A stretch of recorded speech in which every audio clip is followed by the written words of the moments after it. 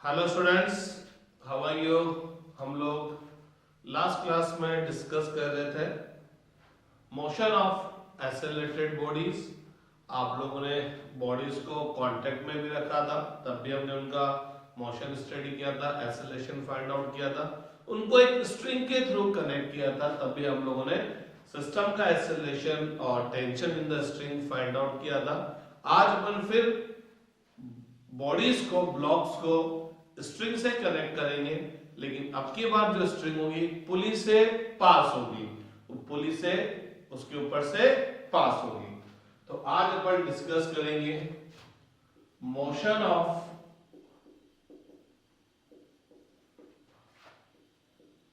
Connected bodies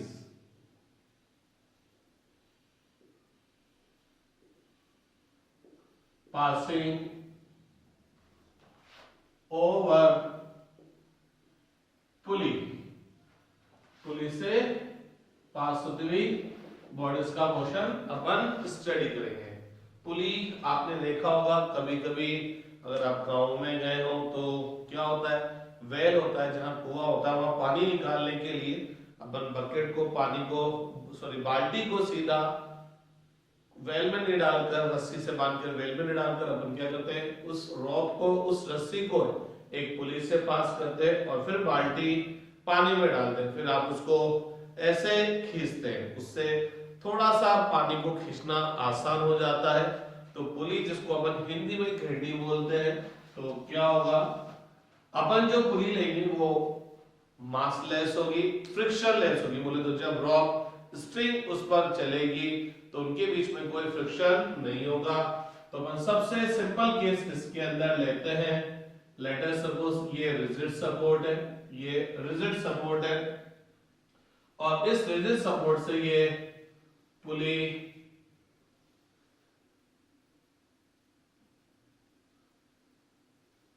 बंधा हुआ है। ये पुली घिरनी है।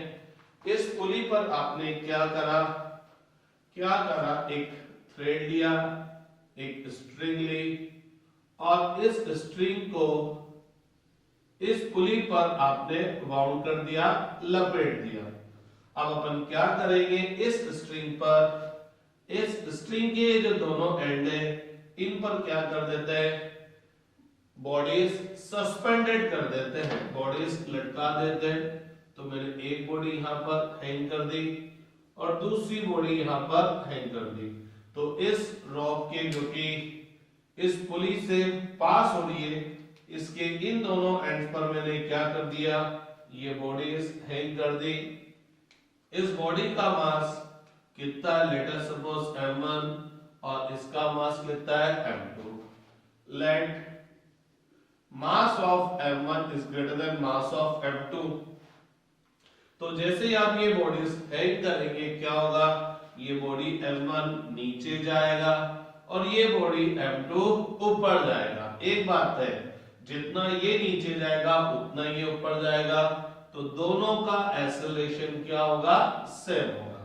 अब आपको क्या करना है, m1 और m2 बोले तो इस सिस्टम का एक्सेलरेशन फाइंड आउट करना है, और क्या करना है, इस जो रोप थी, ये जो स्ट्रिंग थी, इसके अंदर टेंशन फाइंड आउट करनी है। तो अपन अपने वही सेट स्टेप्स फॉलो करेंगे। इस सिस्टम में से क्या करेंगे, किसी एक बॉडीज को चूज कर लेंगे। तो सबसे पहले मैंने इस m1 को चूज कर लिया।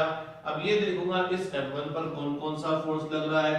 तो इस m1 पर एक तो फोर्स लगा ग्रेविटेशनल फोर्स, आपकी अर्थ इस बॉडी को अपनी तरफ अट्रैक्ट करेगी। इस फोर्स की वजह से जैसे ये बॉडी नीचे जाना चाहेगी, ये क्या करेगी, ये बॉडी क्या करेगी, इस स्ट्रिंग के मॉलिक्यूल को अपनी तरफ खींचेगी। तो ये टेंशन फोर्स हो गया ऑन स्ट्रिंग। तो जैसे इस बॉडी ने स्ट्रिंग के मॉलिक्यूल्स को अपनी तरफ खींचा, स्ट्रिंग के मॉलिक्यूल्स भी इस बॉडी को अपनी तरफ खींचेंगे। तो स्ट्रिंग की वजह से इस m1 पर एक फोर्स लग जाएगा अपवर्ड डायरेक्शन में।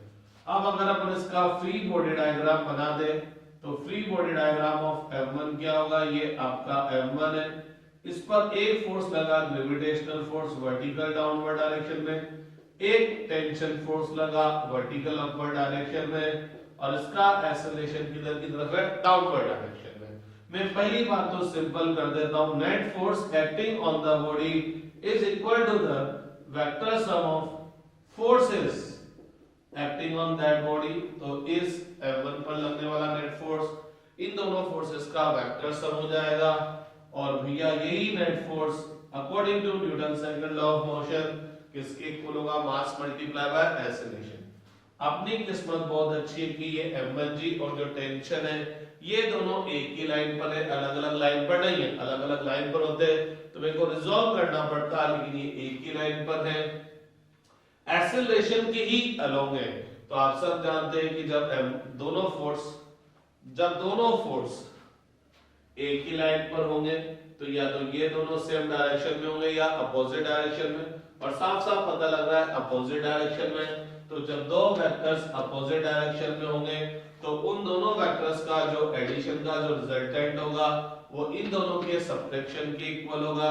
अब बात आती है मैं किसमें से किसको सब्ट्रैक्ट करूं, तो जनरली मैं एक्सेलरेशन वाली डायरेक्शन को पॉजिटिव लेता हूं। तो जो डायरेक्शन एक्सेलरेशन की वही डायरेक्शन फोर्स की, तो मैंने एक्सेलरेशन वाली डायरेक्शन को पॉजिटिव लिया, तो ये पॉजिटिव हो जाएगा और ये नेगेटिव हो जाएगा।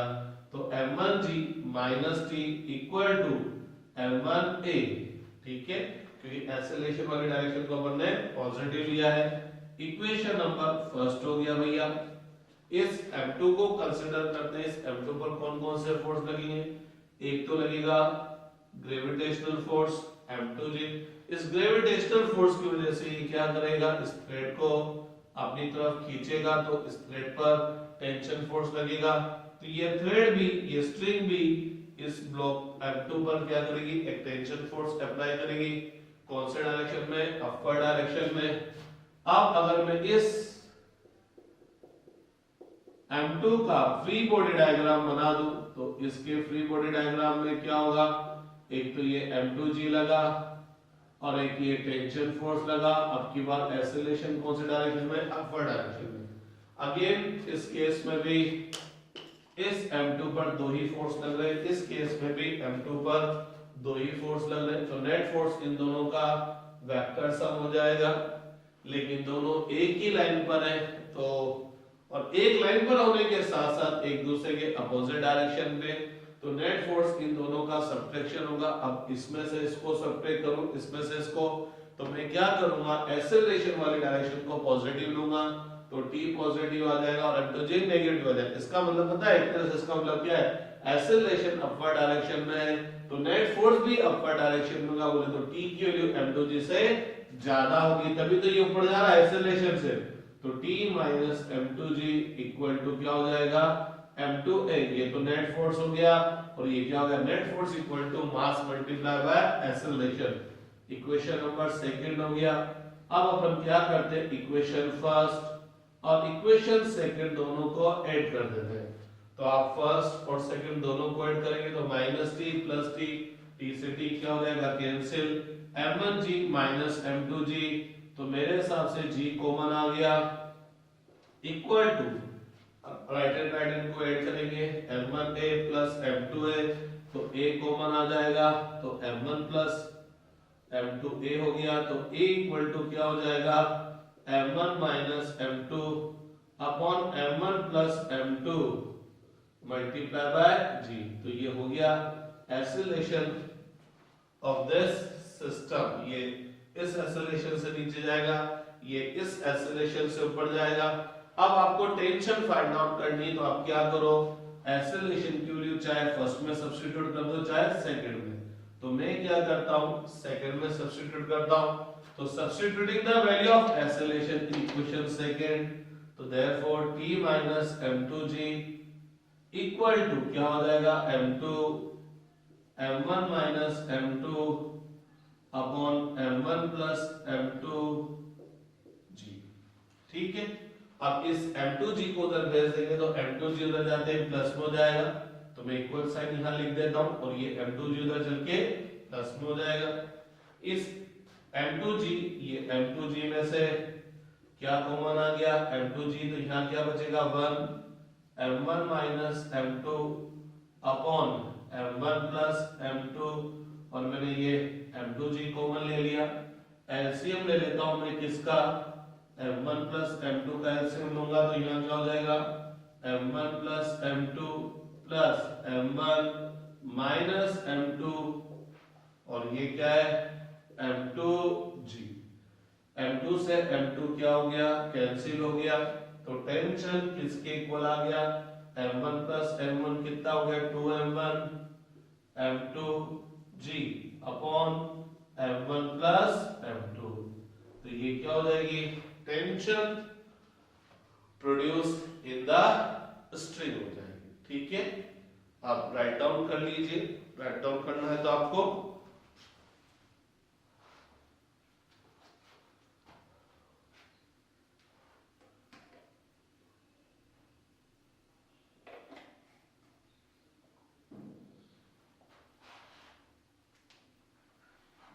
अब अपन वापस पुलिस से कनेक्टेड बॉडीज लेंगे लेकिन अब थोड़ा डिफरेंट केस लेते हैं।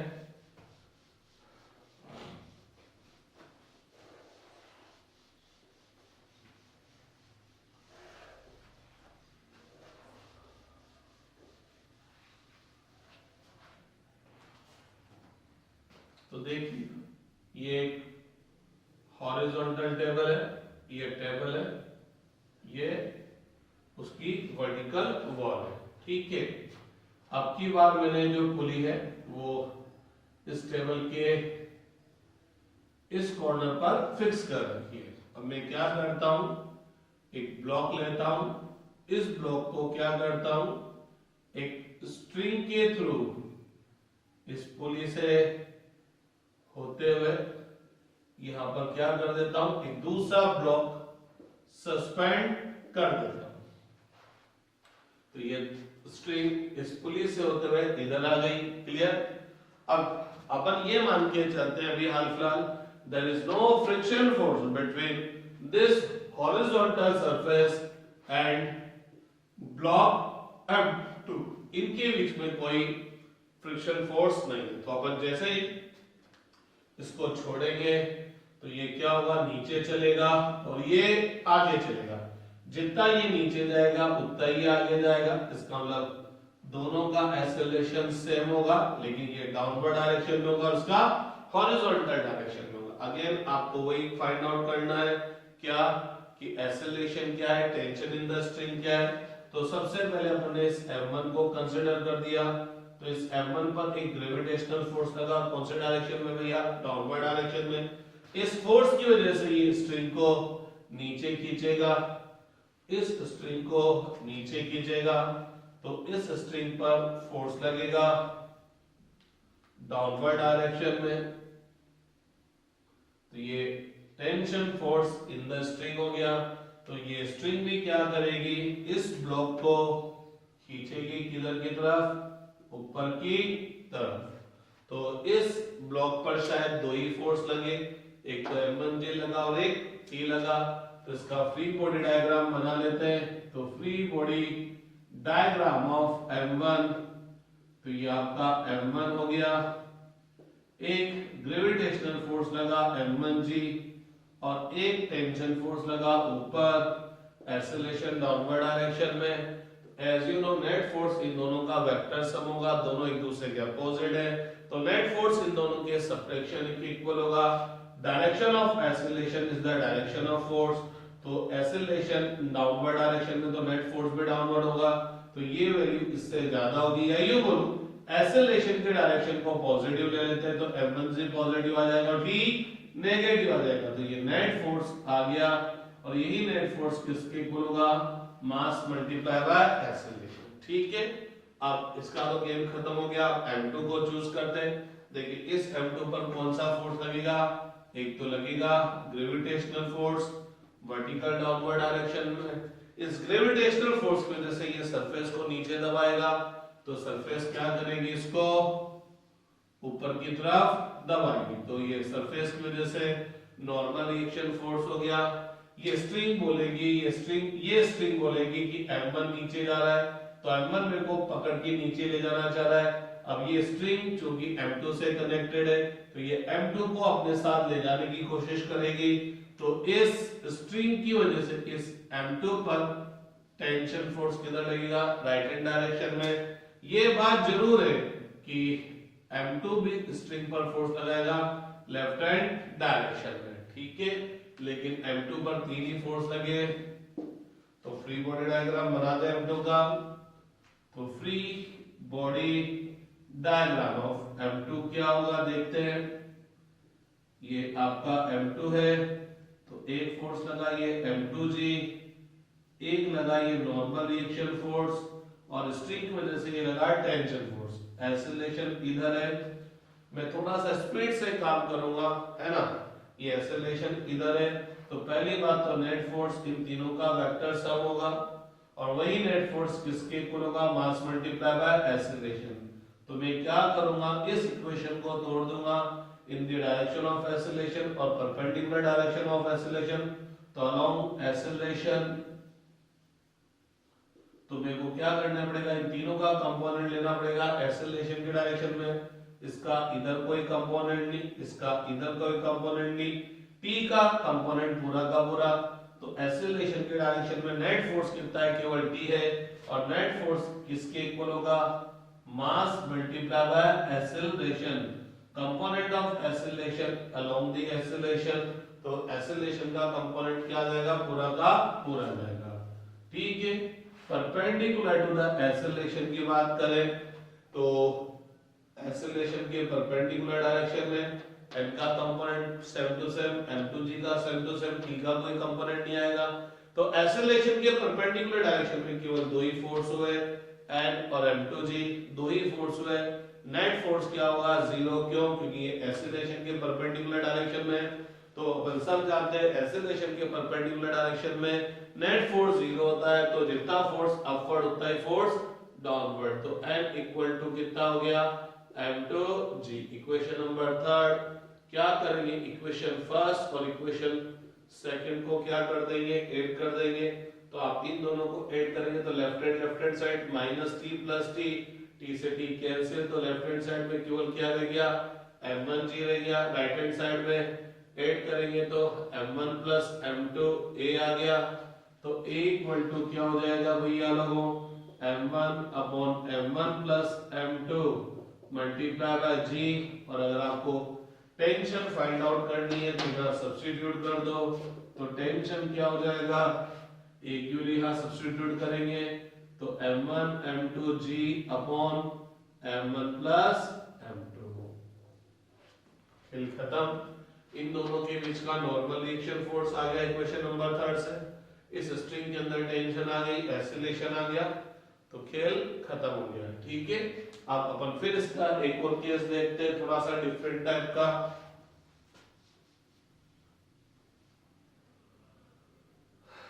राइट डाउन कर लीजिएगा।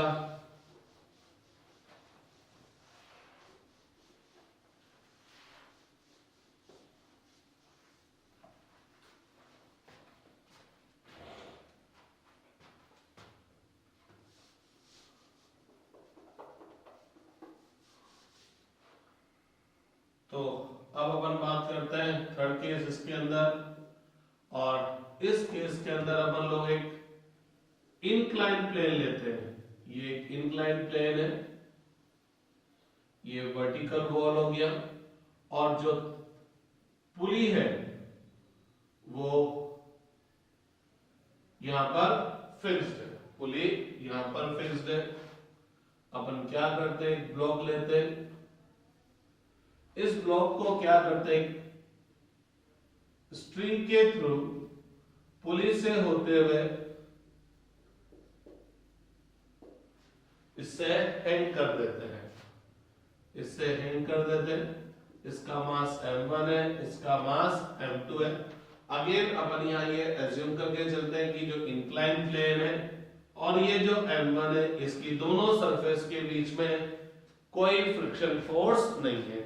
तो जैसे अपन इसको छोड़ेंगे सिस्टम को, या तो m1 नीचे जाएगा, m1 नीचे जाएगा तो m2 ऊपर आएगा, या m2 नीचे जाएगा तो m1 ऊपर आएगा। ये डिपेंड करेगा कि इनके मासेस क्या है, ये एंगल ऑफ इंक्लिनेशन कितना है। हाल फिलहाल मैं ये अज्यूम करके चल रहा हूं कि m1 नीचे आ रहा है और m2 ऊपर जा रहा है। ये इंक्लाइन प्लेन के पैरेलल नीचे आ रहा है और M2 वर्टिकल ऊपर जा रहा है, तो आपको अगेन क्या फाइंड आउट करना है कि एक्सेलरेशन क्या होगा, टेंशन क्या होगी। एक बात है, जितना ये इधर नीचे आएगा उतना ये ऊपर जाएगा, तो दोनों का एक्सेलरेशन क्या होगा, सेम होगा। चलिए डिस्कस करते हैं कौन कौन से फोर्स लगेंगे। तो M1 को कंसीडर किया, तो इस M1 पर एक फोर्स लगा। कौन सा फोर्स लगा, ग्रेविटेशनल फोर्स लगा। ग्रेविटेशनल फोर्स लगा तो क्या होगा, इस ग्रेविटेशनल फोर्स की वजह से जैसे ही नीचे जाना चाहेगा ये इस इंक्लाइन प्लेन को प्रेस करेगा, तो इंक्लाइन प्लेन पर फोर्स लगेगा नॉर्मल रिएक्शन फोर्स, जो कांटेक्ट सरफेस है उसके परपेंडिकुलर। तो जैसे ही M1 ने इंक्लाइन प्लेन पर फोर्स लगाया, इंक्लाइन प्लेन भी M1 पर फोर्स लगाएगा। ठीक है, ये M1 नीचे जाना चाह रहा है तो ये स्ट्रिंग को अपनी तरफ खींचेगा, तो स्ट्रिंग भी इसको अपनी तरफ खींचेगी। ठीक है, एक्सेलरेशन अब की बार हॉरिजॉन्टल नहीं है और पूरी तरह से वर्टिकल नहीं है। एक्सेलरेशन अब की बार क्या है, इस इंक्लाइन प्लेन के पैरेलल है। तो अपन क्या करेंगे, इन तीनों को रिजॉल्व करेंगे, एक तो इंक्लाइन प्लेन के पैरेलल और उसके परपेंडिकुलर। तो थोड़ा सा मैं इसका फ्री बॉडी डायग्राम बना देता हूं। तो free body diagram of M1,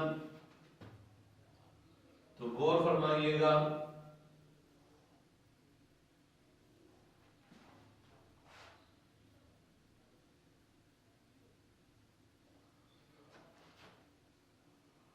ये एक M1G लगा, ये नॉर्मल रिएक्शन लगा और ये टेंशन फोर्स लगा। तीन तीन फोर्स लगे। ठीक है, तीन तीन फोर्स लग गए, ये और ये।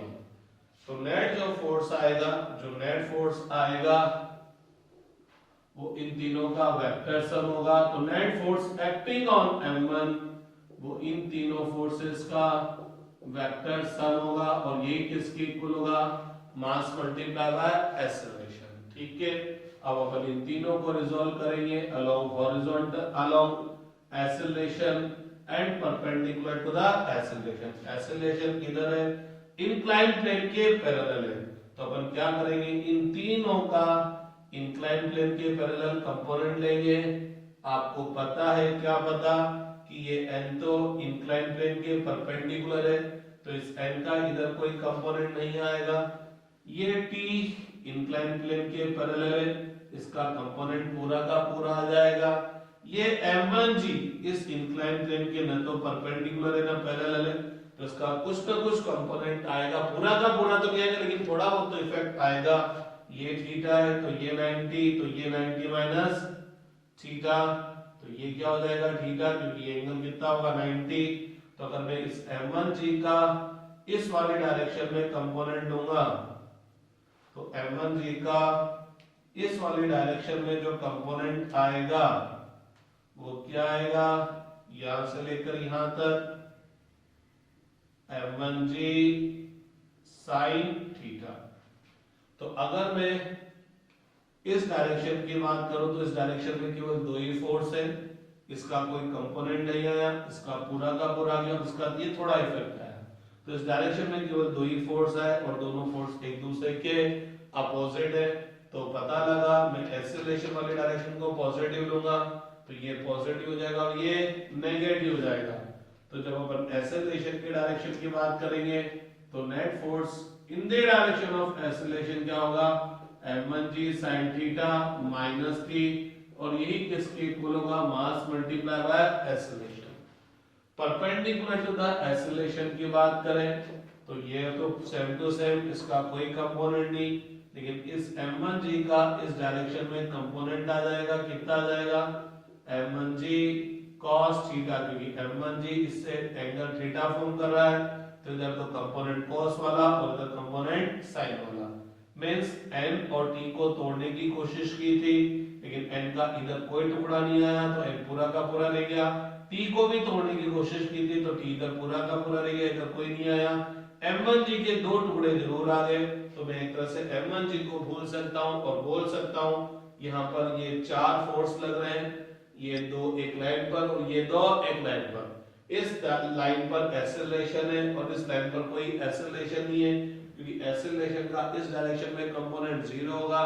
कंपोनेंट 0 होने का मतलब ये दोनों फोर्स मैग्नीट्यूड में सेम डायरेक्शन में अपोजिट होने चाहिए। तो n इक्वल टू क्या हो जाएगा, m1g cos theta. Equation number 2 खेल खत्म हो गया। m2g पर आ जाते हैं। तो m2g पर एक तो फोर्स लगा, m2g स्ट्रिंग को नीचे खींचेगा, स्ट्रिंग इसको ऊपर खींचेगी। इसका फ्री बॉडी डायग्राम यही बना देते हैं, रस्सी से तोड़ देते हैं। एक तरह से रस्सी से टूटा हुआ नहीं है, तुमने केवल तोड़ दिया। तो ताकि आपको ये वाला फोर्स नहीं दिखेगा, आपको केवल इस m2 पर केवल यही 2 फोर्स दिखेंगे। तो अगर मैं इसके लिए इक्वेशन राइट करूंगा तो क्या लिखूंगा, P minus m2g equal to m2a। Equation number 3 first और थर्ड दोनों को ऐड कर दीजिए। Adding equation first and equation third, t से t क्या हो जाएगा, cancel. m1g sin theta minus m2g, यहां से m2g आ गया, equal to m1a plus m2a। तो a कॉमन, तो a इक्वल टू क्या हो जाएगा, m1 sin theta minus m2g common upon m1 plus m2। अब आप इस a की वैल्यू यहां सब्स्टिट्यूट कर दीजिए तो क्या आ जाएगी, टेंशन आ जाएगी। इतना तो हम आप कर सकते हैं। इसमें एक और केस ले लेते हैं ताकि इस खेल को खत्म करेंगे। फिर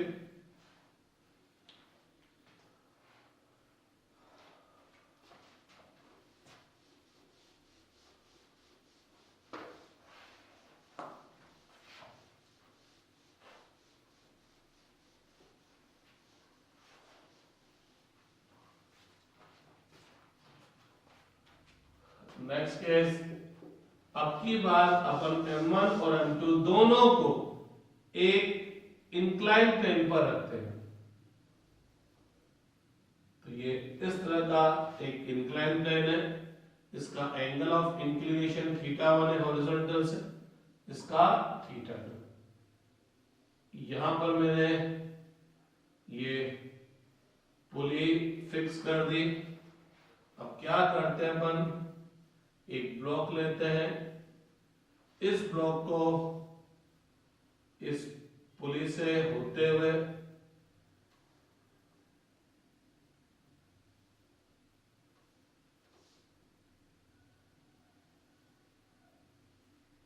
एक दूसरे ब्लॉक से कनेक्ट कर देते हैं।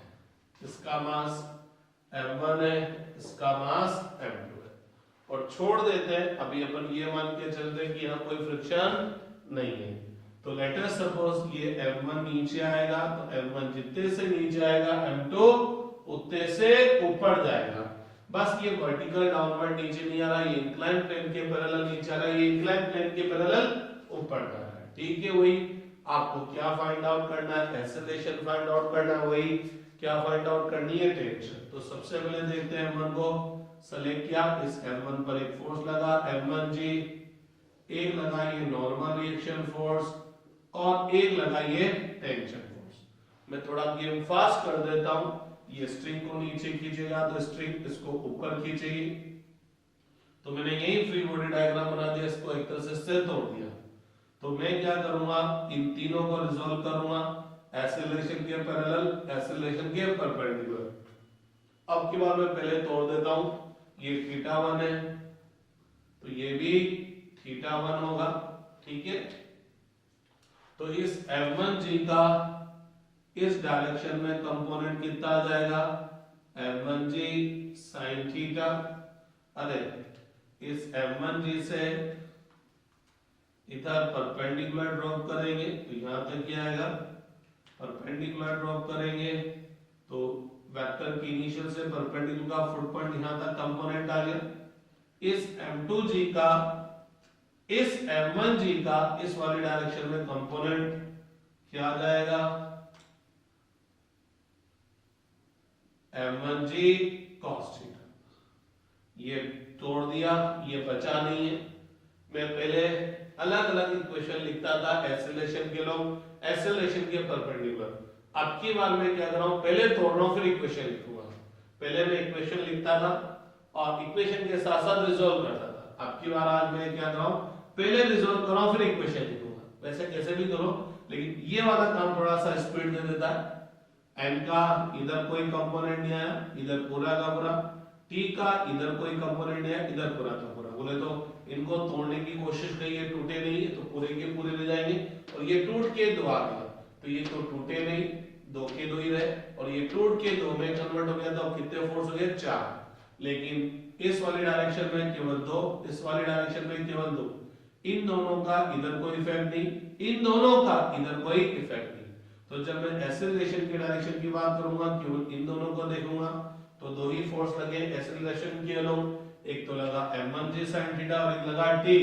तो भैया नेट फोर्स क्या हो जाएगा, m1g sin theta minus t, और यही नेट फोर्स किसके इक्वल हो जाएगा, मास मल्टीप्लाई बाय एक्सेलरेशन।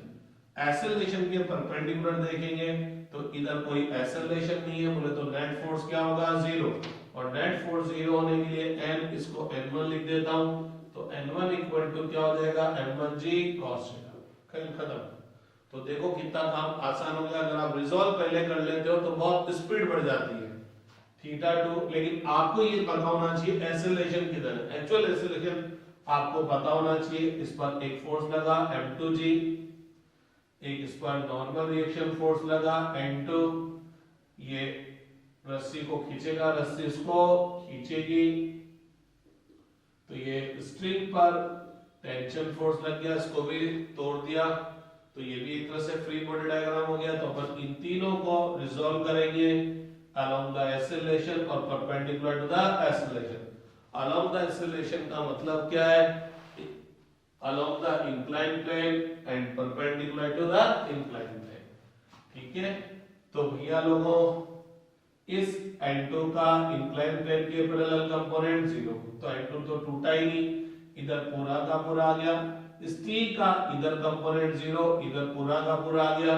तो यहां पर भी n2 और t को तोड़ने की कोशिश की, लेकिन टूटे नहीं, तो ये एक का एक ही रहेगा, ये भी एक का एक ही रहेगा। लेकिन ये m2 ना तो पूरी तरह से इंक्लाइन प्लेन के पैरेलल है, नहीं परपेंडिकुलर, तो इस m2g का इंक्लाइन प्लेन के पैरेलल भी कंपोनेंट आएगा, उसके परपेंडिकुलर भी कंपोनेंट आएगा, ये थीटा 2 है। तो ये आपको पता हो जाना चाहिए मेरे हिसाब से अब तक, तो ये भी थीटा 2 होगा। तो भैया लोगों इस m2g का इंक्लाइन प्लेन के parallel component m2g sin theta हो गया, और इधर कंपोनेंट इंक्लाइन प्लेन के परपेंडिकुलर m2g cos थीटा हो गया। ये टूट चुका है, ये बचा ही नहीं है। तो इस m2 पर केवल 4 फोर्स लग रहे हैं। एक्सेलरेशन के अलोंग देखेंगे तो केवल 2 ही लग रहे हैं, और एक्सेलरेशन के अलोंग देखेंगे तो केवल 2 लग रहे हैं, और दोनों एक दूसरे के अपोजिट लग रहे हैं, तो सब्ट्रैक्ट होंगे। Direction of acceleration is the direction of force, इसका मतलब t will be greater than m2g sin theta, या यूं बोलो एक्सेलरेशन वाली डायरेक्शन को पॉजिटिव लेते हैं, तो ये नेट फोर्स हो गया in the direction of acceleration, और यही नेट फोर्स किसके इक्वल होगा, मास मल्टीप्लाई बाय एक्सेलरेशन। ठीक है, और एक्सेलरेशन के परपेंडिकुलर देखेंगे तो इधर की तरफ कोई एक्सेलरेशन नहीं है, इसका मतलब कोई फोर्स नहीं हुआ, तो नेट फोर्स क्या होगा, 0। नेट फोर्स 0 होने का मतलब इन दोनों का वेक्टर सम 0 होगा, इन दोनों का वेक्टर सम 0 होने का मतलब ये दोनों मैग्नीट्यूड में सेम होने चाहिए, डायरेक्शन में अपोजिट होने चाहिए। इक्वेशन नंबर 4, फर्स्ट और थर्ड को ऐड कर लेते हैं। फर्स्ट और थर्ड को ऐड करते हैं, t से t क्या हो जाएगा, कैंसिल, तो क्या हो जाएगा m1g sin theta minus m2g sin theta equal to m1a plus m2a। अरे इन दोनों को ऐड किया तो t से t तो cancel, m1g sin theta minus m2g sin theta equal to m1a plus m2a, तो a इक्वल टू क्या हो जाएगा m1 माइनस m2। अरे मैं एक बार गड़बड़ कर गया, ये एंगल थीटा 1 है, तो यहाँ पर भी कितना आएगा, थीटा 1 थीटा 1, ये थीटा 1 आएगा, ये थीटा 1 आएगा, ये थीटा 2 है, तो ये थीटा 2, ये भी थीटा 2। ठीक है, एंगल सेम भी हो सकते हैं, अलग अलग भी हो सकते हैं। अभी अपन अलग अलग ही लेके चलते हैं, तो ये थीटा 1 है और ये थीटा 2 है, तो तो A इक्वल टू कितना हो गया m1 sin theta 1 minus m2 sin theta 2 g upon m1 plus m2। इस A का मान उठा के कहीं पर भी पटक दो, इसमें या इसमें, आपके पास क्या आ जाएगा, टेंशन आ जाएगा। तो टेंशन आप फाइंड आउट कर लेंगे, नॉर्मल इक्वेशन में फाइंड आउट कर चुका हूं, तो इसका भी खेल खत्म हो गया। ठीक है, अब अपन बात करेंगे वेट ऑफ बॉडी। तो पहले आप इसको राइट डाउन कर लीजिए।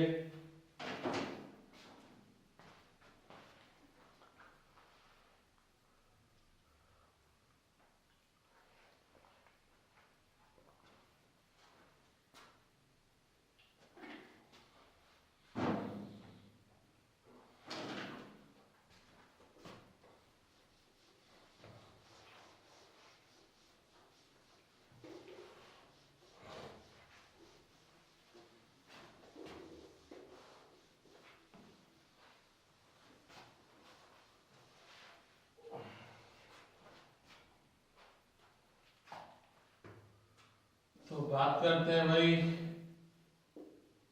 Wait of body. तो किसी भी बॉडी का जो वेट होता है वो सरफेस इन कांटेक्ट जो होती है उससे जो नॉर्मल रिएक्शन फोर्स लगेगा। तो वेट ऑफ बॉडी क्या होगा, normal reaction force on body due to the surface in contact. तो वेट ऑफ बॉडी क्या है भाई, नॉर्मल रिएक्शन फोर्स,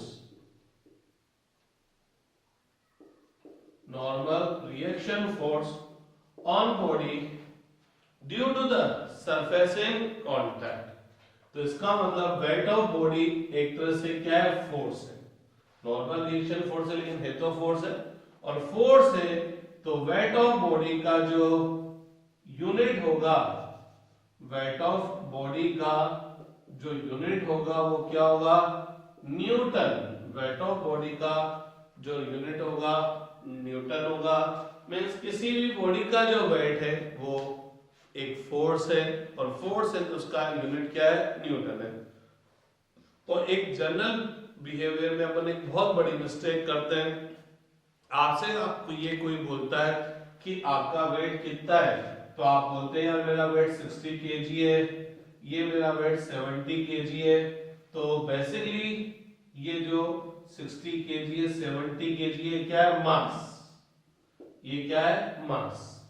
क्योंकि मास का यूनिट होता है किलोग्राम, वेट का यूनिट तो क्या होता है, न्यूटन।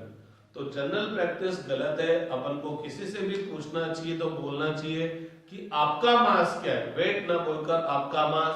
क्योंकि जब आगे आप कभी स्टडी करेंगे तो वेट तो बदल जाता है, मास नहीं बदलता। बोले तो अगर मैं किसी लिफ्ट में खड़ा हूं और लिफ्ट ऊपर नीचे एक्सेलरेट हो रही है तो मेरा वेट इंक्रीज या डिक्रीज हो जाएगा। वेट इंक्रीज या डिक्रीज होने का मतलब ये नहीं कि मैं मोटा या पतला हो जाऊंगा, क्योंकि मेरा मास तो सेम रहेगा लेकिन वेट चेंज हो जाएगा। क्योंकि वेट क्यों चेंज हो जाएगा, क्योंकि उस सरफेस से मेरे पे जो लगने वाला नॉर्मल रिएक्शन फोर्स है वो चेंज हो जाएगा। तो जनरली अपन जब मोटे पतले के हिसाब से बात करते हैं तो अपन पूछना चाहते हैं मास, कि आपका मास क्या है। अपन वेट गलत बोलते हैं, क्योंकि वेट तो मैं बिना खाए भी मेरा वेट कम हो सकता है, और मैं बहुत खा भी लूं तो भी मेरा वेट इंक्रीज नहीं होगा। तो बिना तो वेट तो क्या होता है, जो कॉन्टेक्ट सरफेस है उसके वजह से जो लगने वाला फोर्स है उसके साथ चेंज हो सकता है। और वो फोर्स कैसे चेंज होगा कि अगर कॉन्टेक्ट सरफेस एक्सेलरेट डीएक्सेलरेट हो रही है अपवर्ड या डाउनवर्ड डायरेक्शन में, तो आप बिना मोटे या बिना पतले हुए आपका वेट बढ़ भी जाएगा और आपका वेट डिक्रीज हो जाएगा। आप मोटे नहीं हुए लेकिन आपका वेट ज्यादा लगेगा, पतले नहीं हुए तो भी आपका वेट कम लगेगा। तो ये क्लियर कर लीजिए, मास और वेट दोनों अलग चीज है। मास क्वांटिटी ऑफ सब्सटेंस है, किसी बॉडी का जो मास एक तरह से क्वांटिटी ऑफ सब्सटेंस है जिसका यूनिट क्या होता है, किलोग्राम होता है। और वेट क्या है, normal reaction force on body due to the surface in contact, जिसका यूनिट क्या होता है, न्यूटन होता है। मास is a scalar quantity whereas weight is a vector quantity। weight is a vector quantity. आप let us suppose अर्थ से moon पे चले गए, आप 50 केजी के थे, वहां पर भी 50 केजी के होंगे, लेकिन वहां पर आपका मास अर्थ के मास के कंपैरिजन में 1/6 रह जाएगा। मींस वेट अलग अलग जगह पर अलग अलग होता है, लेकिन मास सब जगह क्या रहता है, सेम रहता है। कभी अपन डिस्कस करेंगे मास और वेट को डिटेल में। मैं बस ये कहना चाह रहा हूं कि आज के बाद जब भी आप किसी से पूछे तो आप ये पूछें कि आपका मास कितना है, और कोई अगर बात बोलता है कि आपका वेट कितना है तो उसको करेक्ट कर दे कि मेरा वेट नहीं, मेरा मास 60 केजी, क्योंकि वेट तो न्यूटन होगा, और न्यूटन होगा तो आपको वेट पूछ रहा है तो आपको बताना पड़ेगा कि सरफेस जो कांटेक्ट में वो आप पर कितना फोर्स लगाएगी। तो थोड़ा सा भी आपको और समझ में आ जाएगा। ठीक है, जनरल केस में फिजिक्स के अंदर अगर अपन बात करते हैं तो फिजिक्स में जनरल केस में अपन बोलते हैं किसी भी बॉडी का वेट क्या होता है, gravitational force on body due to the earth. क्योंकि नॉर्मल केस में जो कांटेक्ट सरफेस है वो आप पर कितना फोर्स अप्लाई करती है, mg फोर्स अप्लाई करती है, उसकी वैल्यू किसके इक्वल आती है, mg की इक्वल आती है। लेकिन एक्चुअल में वेट mg नहीं है, या वेट का डेफिनेशन ये नहीं है कि force acting on body due to the earth. Weight का डेफिनेशन क्या है, normal reaction force on body due to the surface in contact. Bouncer ही बाउंसर जा रहा होगा, अब आप समझिएगा। लेट अस सपोज ये कोई बॉडी है या ये कोई पर्सन है, ये कोई पर्सन है, ये अभी एक फ्लोर पर खड़ा है, ये फ्लोर वर्टिकल डायरेक्शन में एक्सेलरेट नहीं करा, ना ऊपर ना नीचे, ये यहां पर है। तो जब आप जनरली सरफेस पे खड़े होते हो, हॉरिजॉन्टल सरफेस पे या अर्थ पे, तो वो कोई सी टाइप का कोई एक्सेलरेशन नहीं होता। तो नॉर्मल केस में क्या होगा देखना, आप पर या कोई भी जो बॉडी है उस पर एक तो फोर्स लगेगा, ग्रेविटेशनल फोर्स। इस ग्रेविटेशनल फोर्स की वजह से ये इस फ्लोर को नीचे की तरफ प्रेस करेगा, तो फ्लोर इसको ऊपर की तरफ प्रेस करेगी। तो इस पर्सन पर कितने फोर्स लगे, 2 फोर्स लगे, N और mg। अभी ये जो सरफेस है या ये जो बॉडी है, ये वर्टिकल डायरेक्शन में कोई एक्सेलरेशन नहीं है, ये रेस्ट पर है, ऊपर या नीचे नहीं जा रहे। तो net force in this direction क्या होगा, 0। और net force in this direction 0 होने का मतलब वर्टिकल अपवर्ड में जितना फोर्स लग रहा होता है वर्टिकल डाउनवर्ड में। तो एक्चुअल में वेट क्या है, ये और ये किसके इक्वल आ गया, mg के इक्वल आ गया। इसलिए बहुत सी जगह पर बोल देते हैं कि बॉडी का वेट क्या होता है, mg।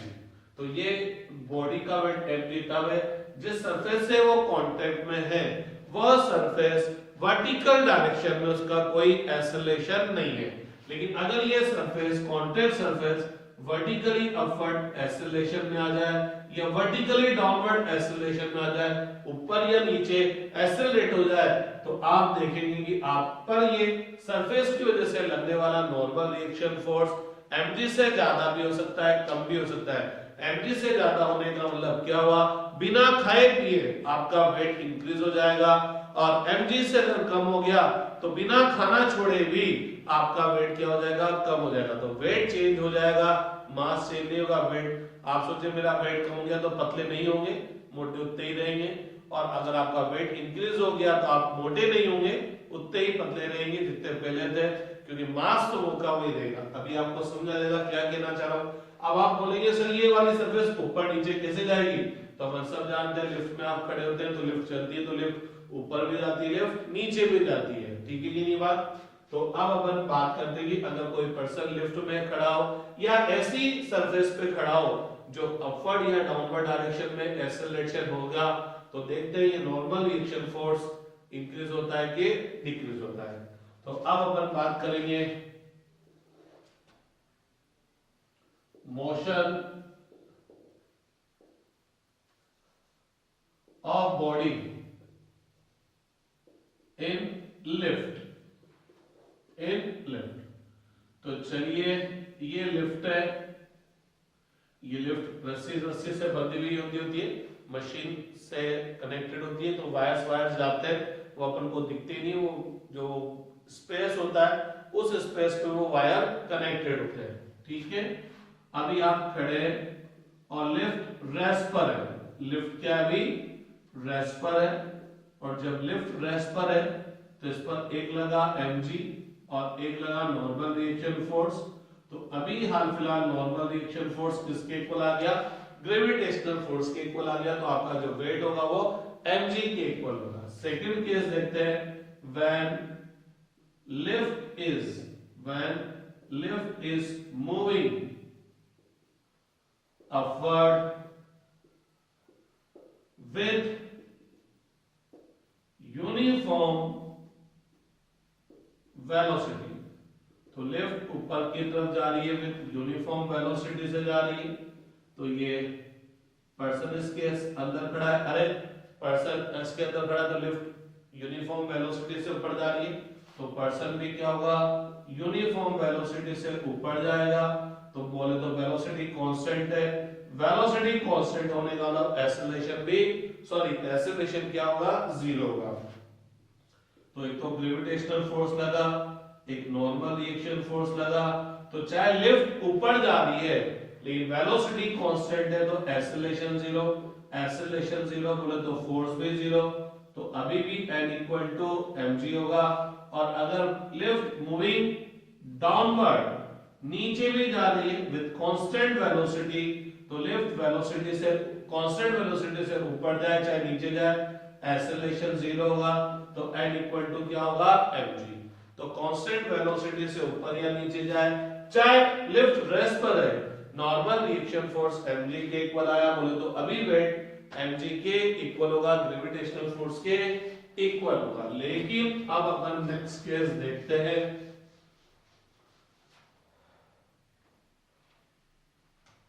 when lift is moving upward with an acceleration a acceleration से ऊपर चल रही है। तो भैया लोगों ये लिफ्ट ऊपर की तरफ जा रही है, एक्सेलरेटेड है। तो अगर लिफ्ट ऊपर की तरफ एक्सेलरेटेड है तो ये पर्सन भी ऊपर की तरफ एक्सेलरेटेड है क्योंकि उसके अंदर ही तो खड़ा है। तो भैया इस पर एक फोर्स लगा mg और इस पर एक फोर्स लगा नॉर्मल रिएक्शन फोर्स। तो फोर्स तो अभी भी इस पर दो ही लग रहे हैं, लेकिन अब की बार नेट फोर्स जीरो नहीं है। क्यों जीरो नहीं है, क्योंकि इसके अंदर क्या है, एक्सेलरेशन। तो अब की बार n इक्वल टू mg नहीं होगा, even n will be greater than mg होगा, क्योंकि direction of acceleration is the direction of force. तो net force acting on this person क्या हो जाएगा, n माइनस mg, दोनों अपोजिट डायरेक्शन में। तो नेट फोर्स के सब्ट्रैक्शन के इक्वल हो गया, और नेट फोर्स इक्वल टू क्या होता है, मास मल्टीप्लाई बाय एक्सेलरेशन।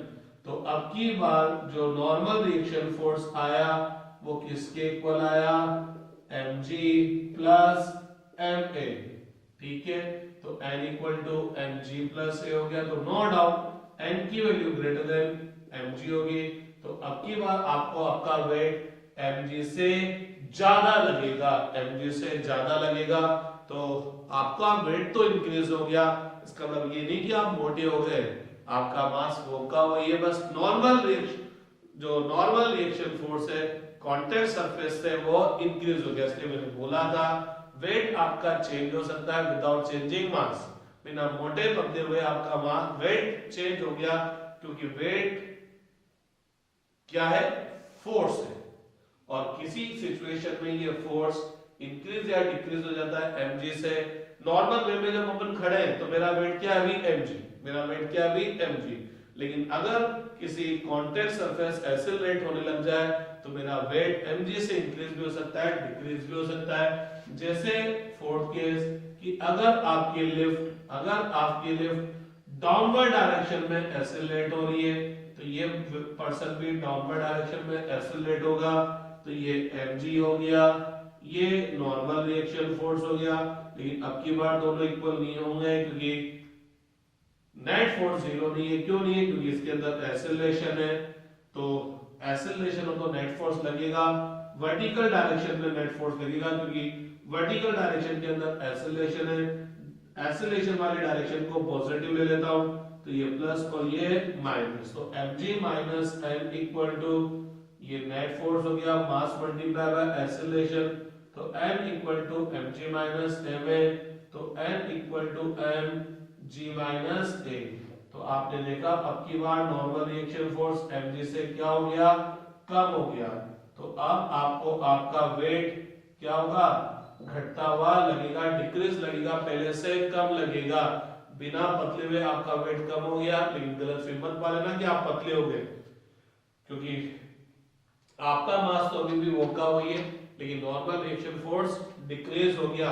और जिस रोप से ये लिफ्ट नीचे आ रही है, लिफ्ट एक रोप के थ्रू मशीन से कनेक्टेड होती है और वो मशीन ही उस लिफ्ट को ऊपर नीचे ले जाती है। खुदा ना खास्ता करे ये रस्सी टूट जाए, ये रस्सी टूट जाए तो इस लिफ्ट पर जो मशीन है उसका इफेक्ट तो खत्म हो जाएगा। तो अब इस लिफ्ट पर केवल किसका इफेक्ट रहेगा, ग्रेविटेशनल फोर्स का इफेक्ट रहेगा। और ग्रेविटेशनल फोर्स का इफेक्ट रहेगा तो अब लिफ्ट कौन सा एक्सेलरेशन से गिरेगी, एक्सेलरेशन ड्यू टू ग्रेविटी से गिरेगी। तो a की वैल्यू क्या हो जाएगी g, और g होते ही g माइनस जी 0, तो नॉर्मल रिएक्शन फोर्स क्या हो जाएगा 0। नॉर्मल रिएक्शन फोर्स 0 होने का मतलब इस लिफ्ट की वजह से आप पर कोई फोर्स नहीं लगेगा। इसका मतलब आप कौन सी कंडीशन में आ जाएंगे, वेटलेस। आप वेटलेस कंडीशन में आ जाएंगे। तो ये वेट क्या वाला है, normal reaction force due to the surface in contact. तो जब लिफ्ट नीचे गिरेगी तो आप न तो लिफ्ट पर फोर्स लगाएंगे और नहीं लिफ्ट आप पर फोर्स लगाएगी, तो आपको आपका वेट क्या फील होगा, 0, वेटलेसनेस कंडीशन में होगा। इसलिए अपन बोलते हैं कि जब कोई चोर बक्सा लेकर खिड़की से बाहर कूदेगा तो जब तक वो जमीन पर नहीं पहुंचेगा, ऊपर से लेकर नीचे तक उसको उस बॉक्स, उस संदूक का कोई वेट फील नहीं होगा, क्योंकि दोनों के दोनों एक्सेलरेशन ड्यू टू ग्रेविटी से गिर रहे हैं। तो उनके बीच में नॉर्मल रिएक्शन फोर्स कितना होगा, 0।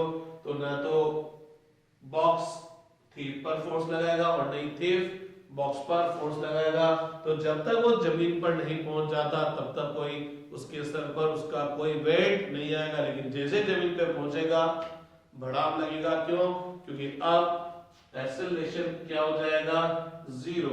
कि जैसे जमीन पर पहुंचेगा वो फ्रीली फॉल नहीं होंगे, एक्सेलरेशन 0 हो जाएगा। तो अब उसको उस बॉक्स का अच्छा खासा वेट लगेगा और उसके पास तो वेलोसिटी भी है, तो वो तो और एक्स्ट्रा फोर्स लगाएगा, लेकिन ऊपर से लेकर नीचे तक वो कोई फोर्स नहीं लगाएगा उस पर। तो जहां पर भी कांटेक्ट सरफेस से कोई फोर्स नहीं लगेगा वहां पर आप वेटलेसनेस कंडीशन में आ जाएंगे। तो चलिए आज के लिए बहुत है, फिर नेक्स्ट क्लास में अपन आगे स्टार्ट करते हैं law of conservation of momentum. ठीक है, थैंक यू सो मच।